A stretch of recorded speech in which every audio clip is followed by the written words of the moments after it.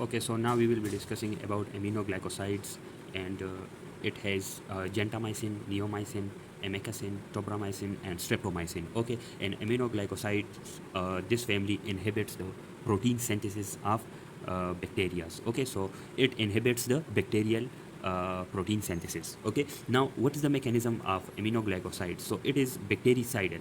Okay, so it kills the bacteria and by which mechanism? By irreversibly inhibits the initiation complex through the binding of the 30S subunit. So it binds to the 30S subunit of the ribosomes, and by binding to the 30S subunit, it causes the inhibition of initiation complex. Okay, it can cause misreading of mRNA. Okay, so this is the 30S subunit, and this is 50S subunits. So it binds, this aminoglycoside bind to the 30S subunits, and it inhibits the initiation complex formation. Okay, so this is and by inhibiting the initiation complex formation, it inhibit the protein synthesis. It also causes the misreading of mRNA. The other mechanism is that it also blocks the translocation. And the one thing about aminoglycoside is that it requires oxygen for uptake. So therefore, it is ineffective against anaerobes.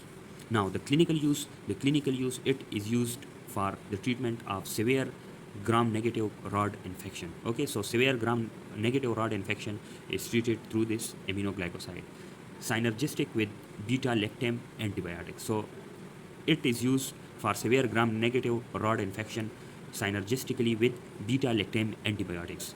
Neomycin for bowel surgery. So for bowel surgery, we use the aminoglycoside, which is neomycin. Okay, what are the adverse effects of this class of drugs? So the adverse effects are nephrotoxicity, neuromuscular blockade, absolute contraindication with myasthenia gravis. So myasthenia gravis, in the myasthenia gravis, the aminoglycoside is contraindicated because it causes the neuromuscular blockade.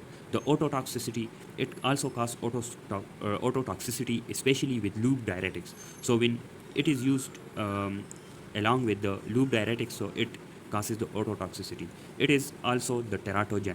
Okay, so it also causes the teratogenicity. Now, what is the mechanism of resistance for these drugs? So the bacterial transferase enzymes inactivate the drug by acetylation, phosphorylation, or adenylation.